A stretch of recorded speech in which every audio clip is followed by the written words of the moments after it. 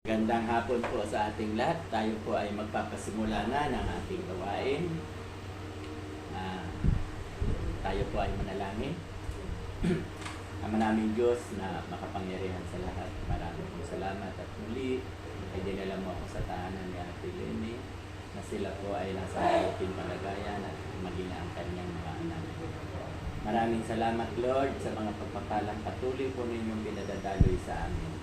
At maraming salamat din po sa isang testimony na aking kapatid na si Ate Lisa na nakapulot po siya ng cellphone at ito ay naitawag niya na at plano ng kunin ng tunay na may-ari. Kaya maraming salamat po, Lord, sa katapatan na aming kapatid na to. Alam ko, Lord, na kayo po ang magpapala sa taong ito dahil sa kanyang katapatan. Lord, patuloy po akong lumalapit sa inyo. Kami ngayon ay mag-aaral ng iyong mga salita. Nawa po, Lord, ay maipamuhay po namin sa pang-araw-araw ang aming matututunan sa hapong ito. Ito po ang aming nalangin ay binibigay ko po ang kapurihan sa pangalan ni Jesus na aming tagapagligtas. Amen at amen. Okay. So, natandaan niyo ba yung panag-aralan natin noong isang araw? Miyerkules?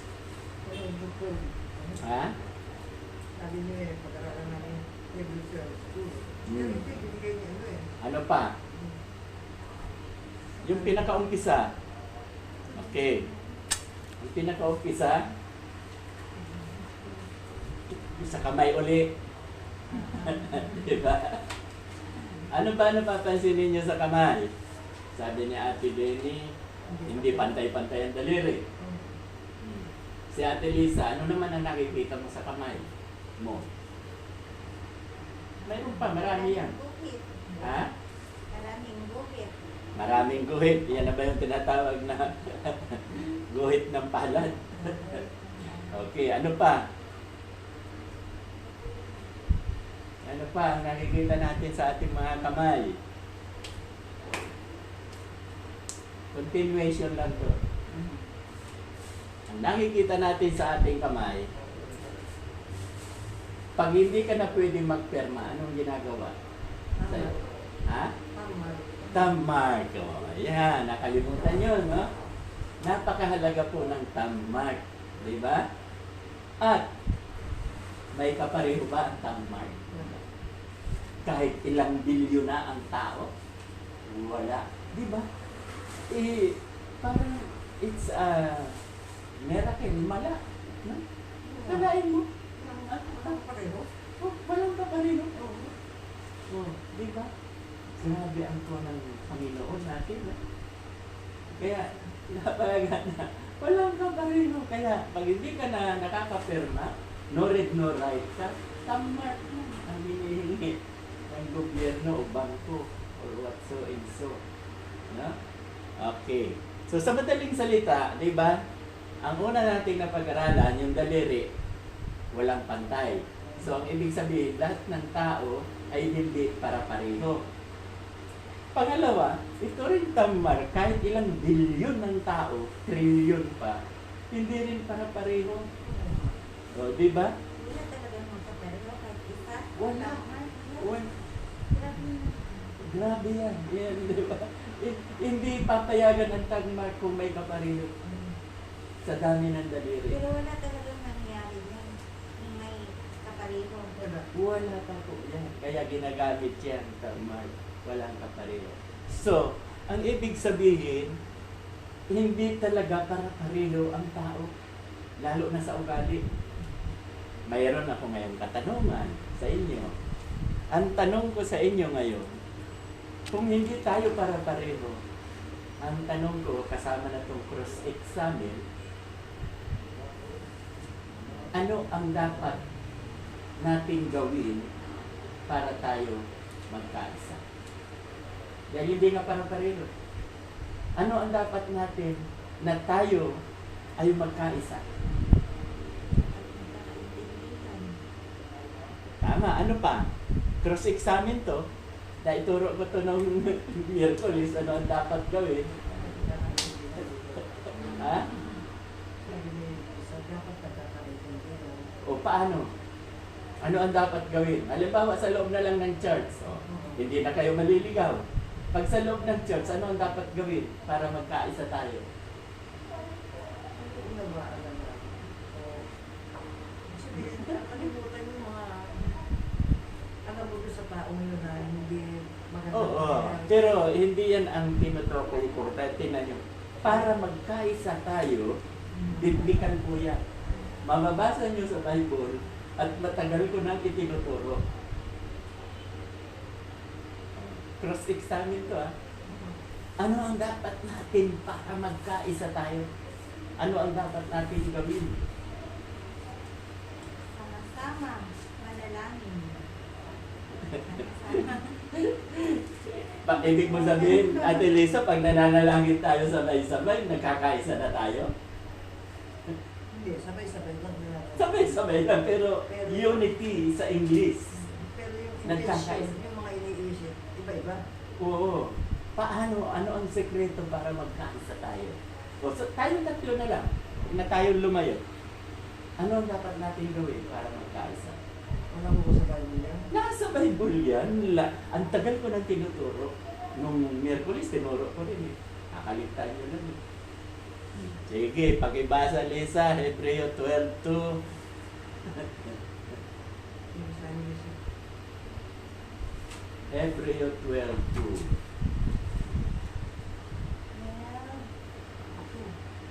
Well, 12:2. ituon natin ang ating paningin kay Jesus sa kanya na kasalalay at ating pananampalataya. Mula simula hanggang katapusan. Hanggang sa upo sa kanan ng Diyos. Di ba binasa mo na yan Miyerkules? O, ano ang pagkaunawa mo dyan? Sige nga, pakita mo. Pakita mo nga, ano ang pagkaunawa mo? Para tayo magkaisa. Para tayo magkaisa, ituon natin ang ating paningin kay Jesus. Ano pa? Dahil doon nakasalalay ang ating pananampalataya. Hindi, doon lang tayo sa ito. Ano ba ang ibig sabihin ng ito?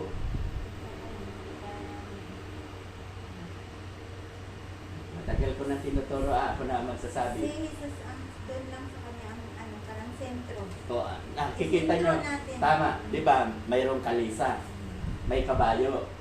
Ang kabayo may bearing, di ba? Kung saan nakatutok ang bearing, doon yan tatakbo. Ibig sabihin, doon yan nakatuon. Nakukuha nyo, tingnan nyo ako. Tingnan nyo ako. Pag may bearing, kung saan yan nakatitig, doon ang takbo niyan. Di ba? So, kung tayo naman ay nakatuon ang ating mata kay Lord, doon din ang tungo natin. Nakukuha ba? So, kung tayong tatlo ay Christ-centered, inuulit ko. Oh, hindi ba tayo magkakaroon ng unity? Christ-centered tayo. Magkakaroon. Diba? Kaya nga, di ba sabi ko, lagi kong itinuturo yan sa 10 po yan, di ba? O, ang una, John 3:16, pagkatapos, Mark 12:30-31, yung ibigin ng Diyos, ibigin ng kapwa. Pagkatapos, yung John 1:12, subalit ang lahat ng tumanggap at nanalig sa Kanya, binibigyan niya ng karapatan maging anak ng Diyos. Pagkatapos, Mateo chapter 28, verse 18, 19, and 20. No? Ibinigay na sa akin, sabi ni Jesus, ang kapangyarihan dito sa lupa, sa langit.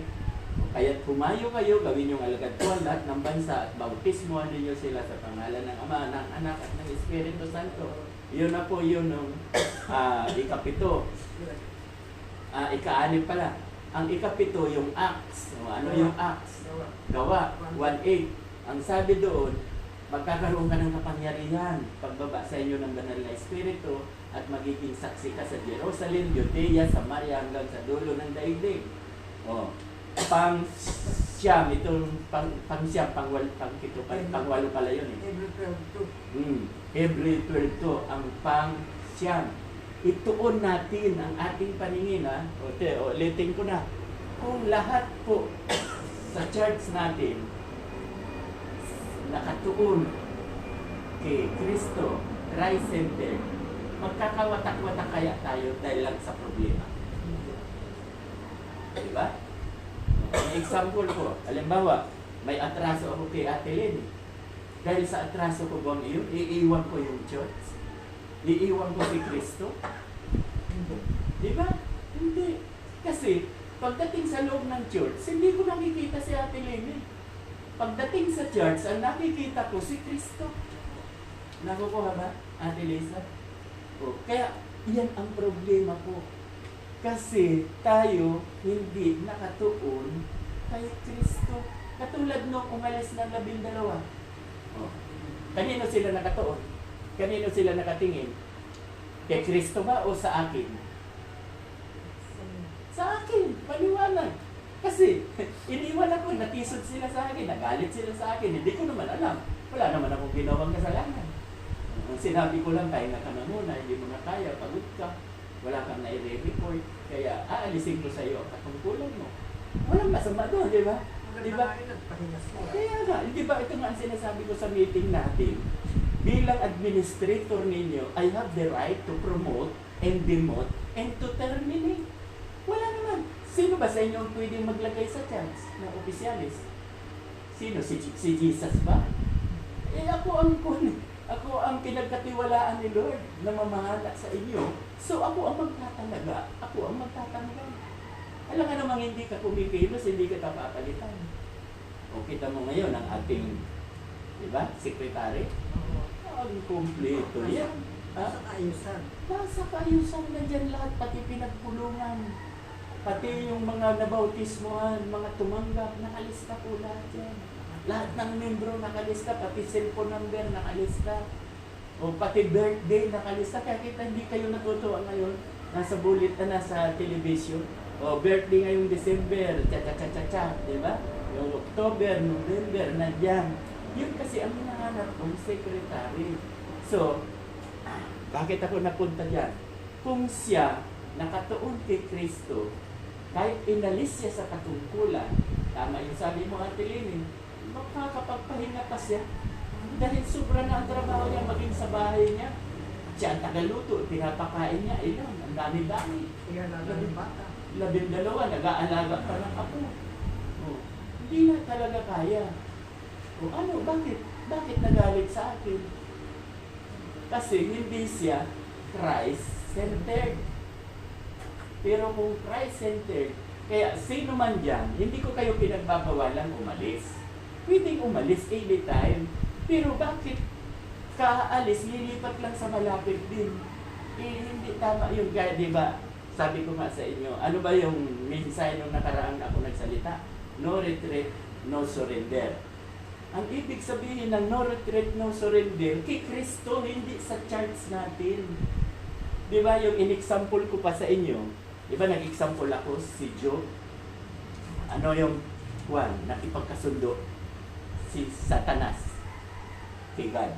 Sabi niya, pinagpapala mo lang naman, mahal ka lang naman ni Job dahil pinagpapala mo. Subukan mong alisan ng blessing niya pag hindi kay sinumpa. O di ba?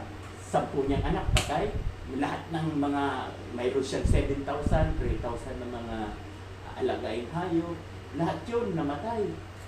So namulubi siya. So, iniwan niya ba si Lord? Hindi. Kasi Christ-centered siya. Hindi niya iniwan ang Ama, ang Diyos. Nakuha niyo ang point. Iyon ang ibig ko sabihin. Kaya ang ibig ko sabihin ng no retreat, no surrender, huwag kang sumuko kay Lord. Ano ang sinasabi sa Roma chapter 8, 35? Pakibasa na. Roma chapter 8, 35. Sino ang makapaghihiwalay sa atin sa pag-ibig ni Kristo? Ang kahulugan kaya ang tighatikan, pag-uusig, pagkagutom, kahirapan, panganib o kamatayan. Ayon sa nasusulat, dahil sa inyo'y buong araw kaming pinapatay, turing nila sa amin ay mga tupang kakatayin lamang. Hindi sa lahat ng mga ito tayo'y lalong higit pang magtatagumpay. 35 lang yan? 35 na lampas na. Okay. Anong explain mo sa 35? Ano ang naunawaan mo? 35. Sino ang makapaghihiwalay daw sa atin kay Kristo? Sino ang makapaghihiwalay ng pag-ibig ni Kristo sa atin? Ano raw? Kalakayan. Hmm. Hindi ba yun? Kaya nga, pero ang sabi diyan, ang tabak ba? Ang kaguluhan ba? Hindi. Ang taggutom ba? Nakukuha niya. Ang kahirapan ba? Yan ang iiwan mo na ba si Kristo dahil sa kahirapan? Yun ang ibig sabihin niyan. Oh, kaya, tingnan mo, tinanggal ko lang siya sa katungkulan, iniwan niya na si Kristo. Nakukuha niyo po. Hindi kayo hiwalay talaga. Maliban kung lumipat ng bayan. Pwede kang umalis. Halimbawa, ikaw Ate Lisa, lumipat ka na sa Mindanao dahil maganda na ngayon ang katayuan mo doon. Tamang iwan mo kami. Pero nandun ka pa rin kay Kristo. Kahit saan mo makarating. Nakukuha ba? Kahit saan tayo makarating kay Kristo. Pero kung nandyan ka rin lang naman, iniwan mo kami at dyan lang sa tabi-tabi, yayayain pa to sa Cavite dahil talagang gusto niyang wasakin ang gawain. Di ba? Yung pagyaya sa iyo eh. Kasi alam niya, pag si Lini nakuha natin, Ate Lini, ubus yan sila. Kasi halos dala yan ni Ate Lini. O, di ba? Kasi ang intensyon nila, wasakin ang gawain ng Panginoon. O, pakibasa sa unang Korinto 3:16. Eh, sila yung umalis. Hindi ba ninyo alam na kayo'y templo ng Diyos at nanitirahan sa inyo ang kanyang Espiritu? Paparusahan ng Diyos ang sinumang magwasak ng templo niya, sapagkat banal ang templo ng Diyos at kayo ang templo niyan. Di ba? Tayo ang templo ng Diyos. At sino man daw sumira, magwasak, wawasakin niya rin. O di ba, ang intention niya, kaya sabay-sabay silang umalis para wasakin ang templo ng Diyos. Kasi templo yan. Yung church natin, templo po yan ng Diyos. Yung church natin. O, ano ang sabi? Wawasakin din ng Diyos ang mga taong nag-i-intentional na sirain. Wasakin ang templo. Kaya tama po yung sinasabi ninyo. Ngayon, hindi tinatantanan ng karamdaman. Maya-maya may sakit. Yung malunggan na isa, yung isa, yung Diyos. Oo. Pag di makasama ko yung kahit daw may pera, may pagkain tatago sa kwarto, sila hindi nag-intindi. Oh, kita niyo? Ano ba daw eh, kung wali eh, okay, sa ano, diplot lang ano, kumain sabay-sabay, na nagtatago sa kwarto yung dalawa. Ganyan talaga ang nangyayari. Hindi niya mautusan na Ganyan talaga ang sa nangyayari. pamilya, pakibantay yung ang bigyaga, ayaw. Kaya masama pag-interesan, wasakin ang templo ng Diyos. Ang day by day sambahay sa Tabon 2, templo po yan ng Diyos ng mga 12 pamilya. Di ba? 12. Tayong 12, hindi na yan 12. We are one. Iisa na lang tayong pamilya dyan. Na ako ang pinaka-inyo ama. Ako ang pastol eh. No, ako ang pastol. So, ako ang mag-guide sa inyo. Kaya nga ako ang may pastol. Dahil pag nagkamali ang tupa, matigas ang ulo, pinipitik ko yan. Pag mahuhulog na sa kapahamakan, mahuhulog sa bangin, may kalawit yun. Kakalawitin kayo. So, ipinakikita ko lang dito na dapat Christ-centered. So, tinang nyo na. Ang tagal ko nang tinuturo. Krinos examine ko ngayon. Hindi nyo masabi-sabi, binasa mo pa yan. Yan lang ang gagawin natin. Magkakaroon tayo ng unity. O sige, mayroon akong katanungan. May nalaman na ba kayong nagkaisa? Unity sa mga grupo, sa mga samahan? Halimbawa na lang, sa Pilipinas. Nagkakaisa ba ang Pilipinas? O maraming opposition na gusto sirain? So, walang unity. Hindi nagkakaisa. Sa church, meron ba kayong nabalitaan na nagkaisa?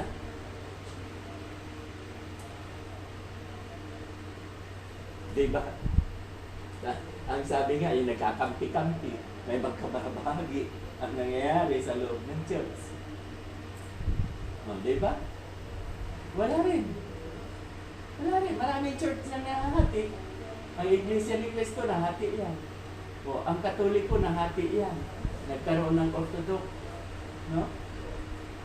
Orthodox Catholic. O, nagkaroon ng Evangelical Catholic. Nahati sa tatlo ang Katoliko. Roman Catholic, Evangelical Catholic, Orthodox Catholic. Nahati din yan. So, wala ang unity. Alam niyo ba? Kung buhay pa si Webster, kakausapin ko si Webster. Dahil si Webster ang gumawa ng dictionary. I-request ko, pwede po ba pakialis na lang yung unity? Wala naman nangyayari. Walang nakakasunod sa unity. Pagkakaisa. Church na nga, hindi nagkakaisa. Adel, doon pa sa pinanggalingan mong church, nagkakaisa ba kayo doon? O may kumukontra? Nakakaisa naman. Sigurado ka, walang kumukontra. Walang kumukontra, kaya lang may hinahanap ko nila. Walang mag-voice out. Oh, ganun na rin. Ganun na rin. Ganun na rin. Kasi kahit ako, ang dami ko ng church na pinunta mo. Nagdami ko na nadestinuhan. Di ba nasabi ko na sa inyo? Wala talaga. Eh, dito nga lang sa atin eh. Dito na lang. Ilan lang tayo. Ang bilang natin ngayon, nasa 50. Absent lang ng absent ang iba. Yung nangyari kila sa 12. Kaisa ba natin yun? Di ba ang sabi sa John 1, 1 John 1:12? Kapag umalis sa atin, ibig sabihin hindi sila kaisa sa atin. Dahil kung sila ay kaisa natin, hindi sila aalis. Pakibasa na, 1 John 1:12. Pakibasa. Kahit na sila ay mga dati nating kasamahan, ang mga taong yun ay hindi natin tunay na kasama, sapagkat na sila ay tunay na atin, nanatili naman silang kasama natin. Ngunit umalis sila upang maging maliwanag na silang lahat ay hindi tunay na kasama natin. So, hindi kaisa. Liwanag. Umalis sila. So, nasa ng unity? Samantalang bautisado yun. Nasa rin? Sila yung unang nagpabautismo, hindi ko alam. Una nagpabautismo. Hindi nga ako kasama naman eh. Kaya, nasaan? Diba, liwaliwanag, Ate Lisa? Iiwan ka talaga dahil kung sila ay atin, hindi ka iiwan. Hindi sila aalis. Okay lang kung lumipat sila ng ibang bayan. Pumunta na ng Manila, okay lang yun. Eh, wala naman eh. Kapit-bahay lang natin eh. Diba? Kaya rin kung ano ba sinasabi. Eh, baka wala sila. Sigurado yan, di ba? Nakarinig na nga ako rito. Mayroon nagsabi, sinabi ko raw yung gano'n. Nakakaya. Hindi ko naman alam nga, gagawa pa ng istorya, gagawa pa na masira talaga ako para iwan niyo akong lahat. Pero hindi, tingnan nyo, lumalago tayo ngayon. Lumalago tayo. Thank God. Wala ako. Ayos lang tayo na wala akong narinig na katulad ng mga ginawa nila.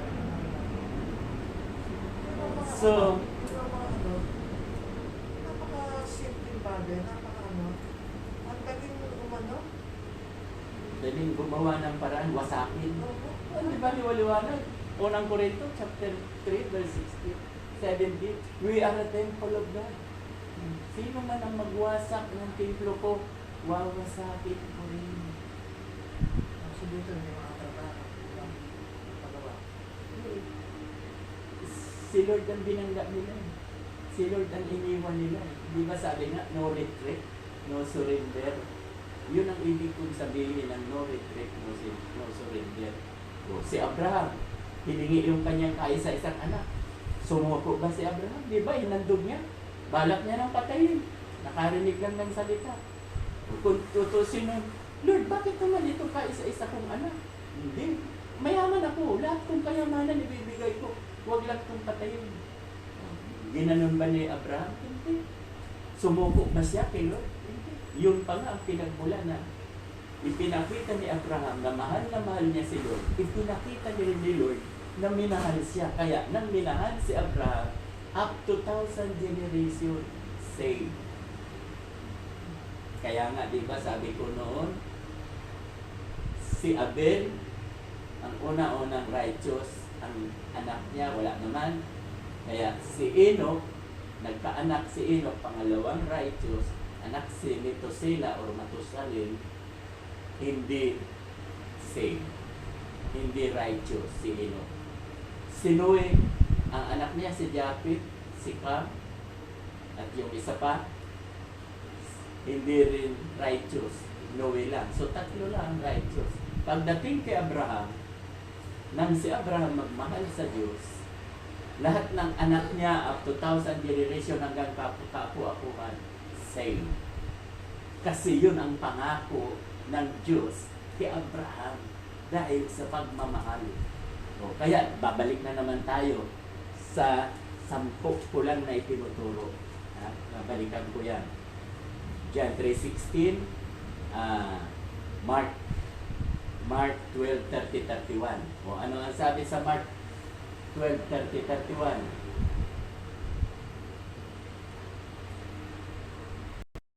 Sige, pakibasa, Ate Lisa. Ibigin mo ang Panginoon mong Diyos ng buong puso mo, buong kaluluwa mo, buong pag-iisip mo at buong lakas mo. Ito naman ang pangalawa.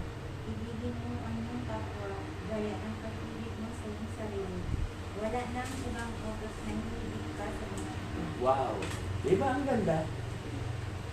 Wala nang ibang utos, di ba? Wala nang ibang utos na hihigit pa. Kaya lahat ng kautusan na 600 plus, saka itong 10 utos, nasa 2 utos na lang. O, madaling sabihin yan, ibigin mo ang Diyos ng buong puso, buong kaluluwa, buong pag-iisip at buong lakas. Ang tanong ko ngayon sa inyo dyan, si Ate Lily, alam ko nagagawa niya. Ikaw, Ate Lisa, ano ang gagawin mo pa? Para mapatunayan ng Diyos na mahal mo siya. Dahil yan ang utos eh. Pwede bang ikwento mo sa akin, Ate Lisa? Papaanong paraan mamahalin mo si Diyos? Mamahalin mo ang Diyos. Wala yan dyan. Wala yan dyan sa Bible. Ano bang ginagawa mo para kay Lord? Yun ang pagmamahal. Magpagpuri, magsamba. Yan. Yung naglinggo-linggo, nagpupuri, nagsamba. Ano pa? Salamat. Masasalamat. Ano pa? Yung gagawin mo. Kasi, ibigin mo siya ng buong puso, buong kaluluwa, buong love your God with all your heart, with all your soul, with all your mind, and with all your strength. Buong lakas, ibigin mo siya ng buong lakas. Sige nga. Kasi pag nagawa mo na yan, Ate Lisa, ay 100% magiging isang magandang patutoo ka. Maging si Ate Lily, ako, nandoon na po yung aming magandang patutoo. Kasi ginawa namin kung papaano namin minahal si Lord. At kung papaano namin minahal ang ating kapwa. At kung papaano natin minahal ang ating sarili. Okay, bigyan kita ng example. Hindi pa po ako pastor. No? Lahat ng gawain sa church, pinupuntahan ko. Ang gawain namin sa church noon, 6. Paglinggo, Sunday worship. Paghapon, fellowship. Puro sa Bible yan, fellowship. Yung kuwan kami niyan, sama-sama na nag-aaralan. Pag Lunes, ang tawag namin, pinalaya. Nag-aaral na naman kami, pinalaya. Pag Martes, apostolic. Yung mga kuwan kami, apostol, nag-aaral din. Wednesday, attend kami, midweek service ang tawag. Ang Thursday lang, ang pahinga. Wala kaming ginagawa, kundi rest day. Hindi pa ako pastor niyan, ha? Sinasabi ko sa inyo, hindi pa ako pastor. Pag Friday, attend kami ng prayer meeting every Friday. Kasama na dyan yung testimony sa Friday. Pag Saturday, nag-aaral kami ng choir. Kumakanta kami. Kita nyo, ano lang ang bakante ko, Webis? Hindi kami niyan kuwan, ha? Hindi kami pastor. Totoo yan, kami ni Mrs. Masipag kami. Parang kaming uhaw na uhaw. Kagaya ng nararanasan ngayon ni Ate Lisa. Ni Ate Lini, ikaw, uhaw na uhaw.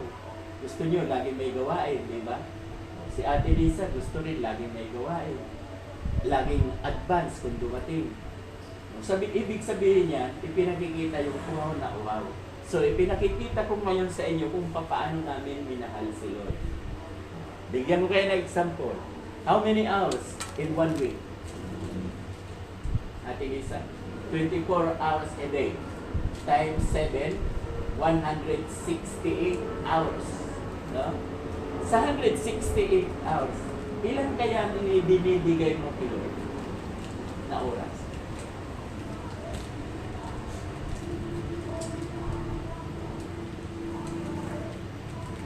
Pwedeng pagsimba lang mo, nagsa-Sunday school kami, mga 3 oras. Yun lang ba? Pagkatapos dito, 1 oras, 2 bisis, 5 oras lang ba? Ang naibibigay mo? Marami yan. Pwede kang mag-devotional sa gabi, sa madaling araw. Oo, mga kahit 30 minutes lang. Pero, 30 minutes, araw-araw. So, ibig dyan mo ipinakikita kung gaano mo kamahal si Lord. Kaya napakalaga po niya. Yung ibigin mo siya ng buong puso, ano naman yun? Yung sinabi ko, yung mga gagawin. Itong ibigin siya ng buong puso, iyan na po yan yung, saka yung ibigin siya ng buong lakas. Iyan na po yan yung tinatangkilik natin. Sa tingin mo, Ate Lisa, mga magkano ang kinikita mo sa isang araw? Dahil para madaling makompute. Hindi para pareho, sigurado yan. Average. Kaya tuturuan ko kayo mag-average. Kasi tingnan mo tayo, may average tayo. Ang average natin sa income, sa charts, magkano, Ate Leni? Pero nasabi ko na yan sa meeting. 23,000 ang pumapasok sa atin monthly.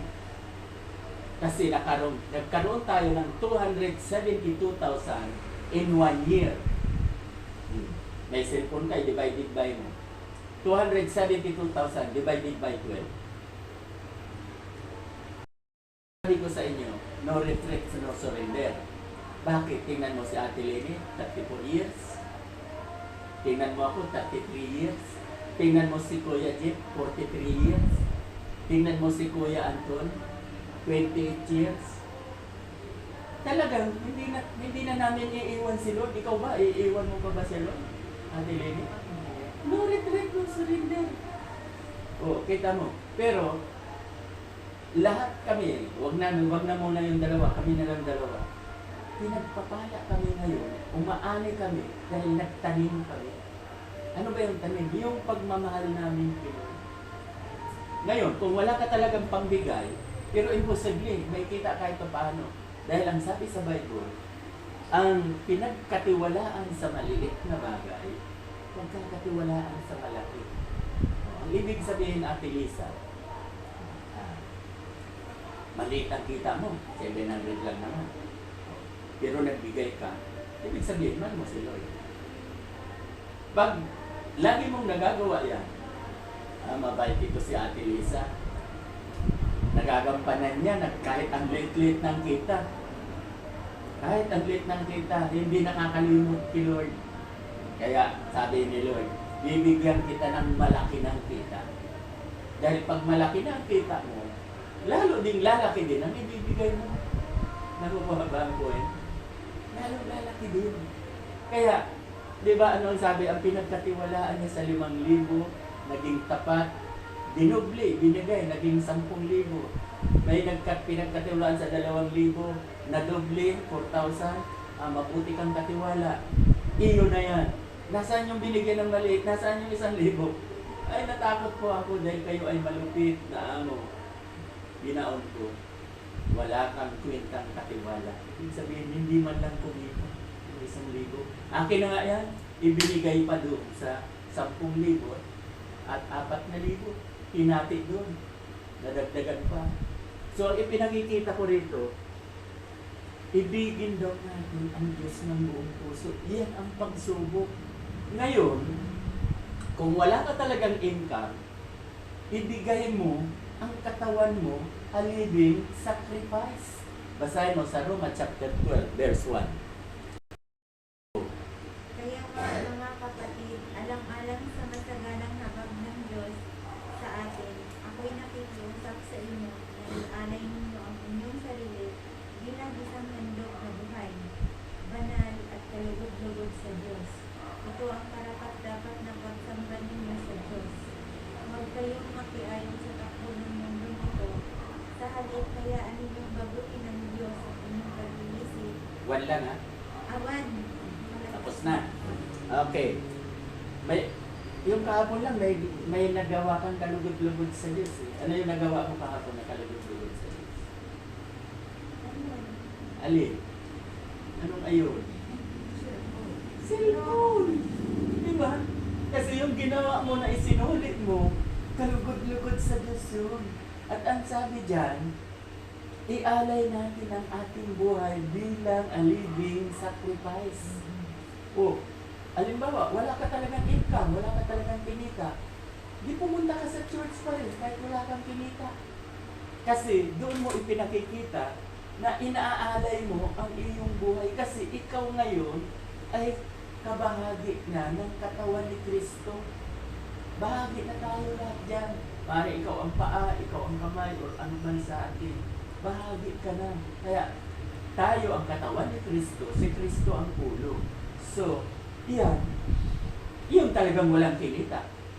Yan gumagawa mo. Pero kung may kinita ka naman, kahit 100 lang sa isang linggo, halimbawa, bigyan kita ng example, sa 100, isang linggo, magkano bibigay mo kay Lord? Pagmamahal mo.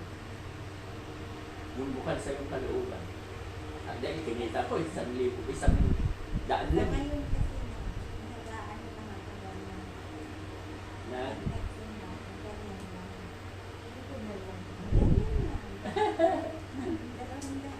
alam mo, ganito ha, Ate Lisa, hindi pwedeng ganyan lang. Kahit piso lang ang ibigay mo, basta bukal sa iyong kalooban, napakahalaga yung tilon. Well, hindi tumitingin si Lord sa piso lang. Tingnan mo ha, mayroong nagbigay na napakayaman.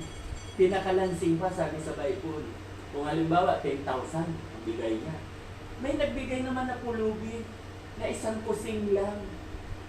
Pero, ang sabi, yung pulubi, yun na lang talaga ang pera niya, wala nang iba. Sa madaling salita, ang buong kayamanan niya ay yun na lang 1 kusing. Ibinigay pa rin kay Lord. O, sino ang kinalugdan ng Diyos na nagbigay, Ate Lene? Yung pulubi, kasi yung 10,000, milyonaryo eh. Yung 10,000, milyonaryo, katiting lang ang ibinigay. Samantalang yung pulubi, yung pobre, 1 kusing lang, 1 denaryo. Ang tawag nila, ibinigay niya pa.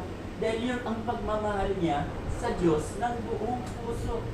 Kaya napakahirap po, madaling sabihin, ibigin mo ang Diyos ng buong puso, buong kaluluwa, buong pag-iisip, at buong lakas. Madaling sabihin, pero ang application, napakahirap. Mahirap gawin. Pero kung talagang mahal mo si Lord, hindi mahirap gawin. Alam niyo kung bakit? Tulad niyan, Ate Lisa, may oras pa tayo. Napapagod ka ba sa ginagawa mo para sa Panginoon? Amen. Ikaw, Ate Lene, napapagod ka ba? Bakit? Ito, tanungin ko kayo. Pero alam ko ang sagot. Tanungin ko kayo, bakit hindi kayo napapagod? Hindi naman para sa amin, hindi naman para sa inyo, tayo sa Panginoon. Kaya, ginagawa natin. Hindi exactly. Sa'yo, bakit hindi ka napapagod? Kasi gusto ko mag-improve sa Diyos. Dahil gusto mo, hindi rin eksakto. Ito, hindi ka mapapagod kapag ang ginagawa mo pag-ibig. Dahil mahal mo siguro, hindi ka mapapagod. Tingnan mo kami ni Mrs. Hindi kami napapagod. Dahil mahal namin sila. Mahal namin kayo. Marami na namin naturuan sa inyo rito. Mahal namin kayo. Hindi kami napapagod. Alam niyo kung bakit hindi kami napapagod? Kasi mahal namin yung trabaho namin at mahal namin si Lord. Yan ang pinaka-eksaktong tamang sagot. Ha? Ilalagay niyo sa isipan, Lord, hindi ako napapagod dahil kaya ako itong ginagawa. Mahal kita. Kaya ako nagbibigay sa iyo ng pera dahil mahal kita. Hindi ako nagbibigay sa iyo na ang motibo kasi ibabalik mo siksik, liglig, 10 times. Yan ang lagi kong tinuturo, di ba? At noon pa. Magmura pa lang tayo dito.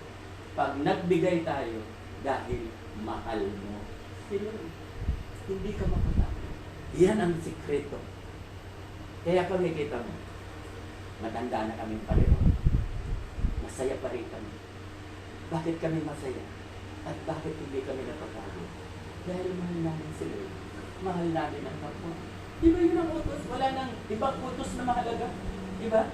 Love your God, love your neighbor as yourself. No, yun lang ang ginagawa namin. Pagmamahal. Ganon din dapat yung mga tinuturuan ko. Ganon din dapat kayo kawais. Dapat wise kayo. Dapat matalino. Kaya ang mga sagot, di ba? Ang sagot nyo ngayon, malayo doon sa sagot ko.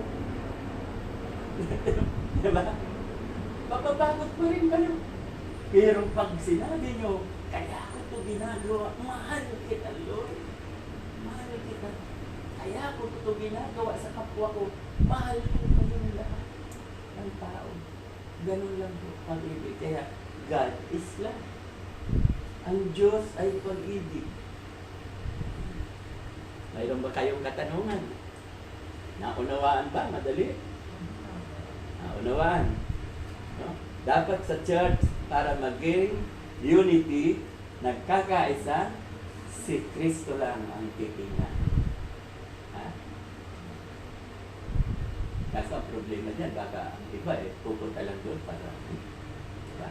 Ako kang kaya nilini, mabait yan. Iba yun, mali yun. Hindi ikaw. Yung may motibo, kaya nagsisimba para mapalapit sa'yo. Hindi ko naman sinasabing pwedeng itong mangyari yun. Kung ko lang yun, speculation, no? Dahil mahirap maghusgan.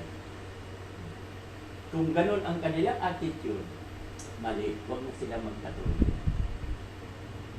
Nakukuha ba? Ano pa? Meron ba kayong tanong? Tapos na. Meron na lang tayong 7 minuto. Alas 4 na.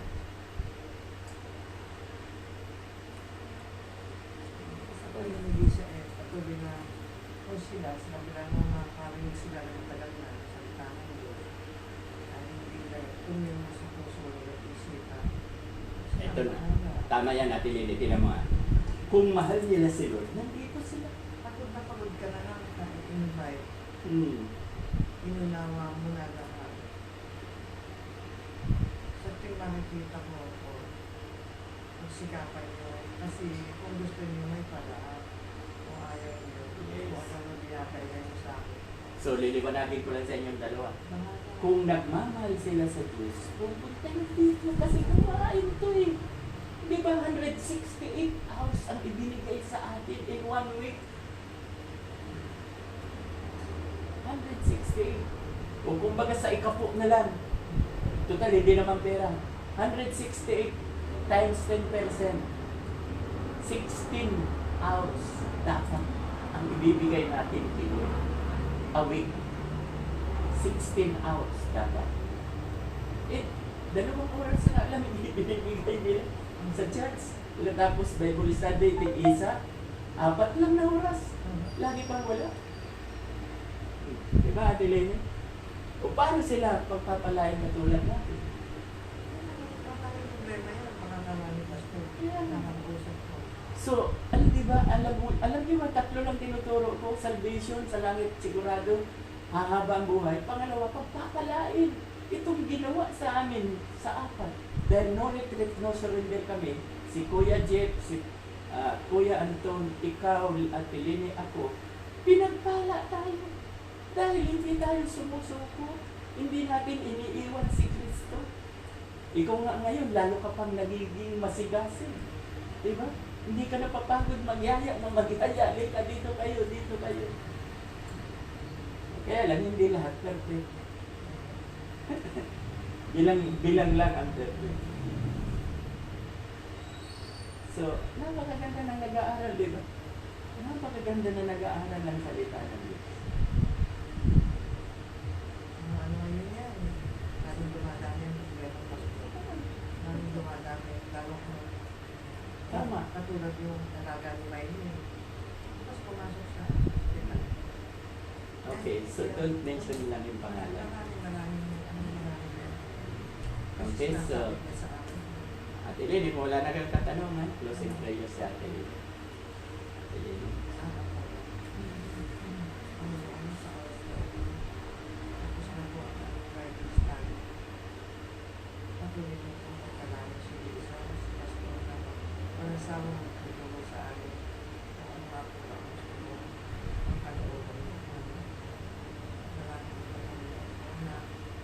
Kami ay hindi mo pababayaan ang mga pagsubo, mga sakit at kalamdaman, hindi mo hayaan na magdalo sa mga kailangan. Ang lahat ng design ng bawat gusto namin, pagkakaroon, lagi kang maalala, yung sa'yo, sa oras na kami patuloy na kami ingatan, pagpalain, at ikaw na po ang bahala sa amin. Maraming salamat po, Panginoon ko, sa mga kapalayan at sa salamat na sa Panginoon. Amen. Okay. Sige, Ate Lisa, para... Kaya, Pastor, tayo na, ano naman ang Ha? pagtsagaan mo kami. Ay, hindi ko ako magsasawa kasi nasabi ko na nga sa inyo, kaya ko itong ginagawa dahil sa pag-ibig. Oo. Una, mahal ko si Diyos, ang Lord. Layas na. Oh, sige, trabaho yan. Kailangan niya.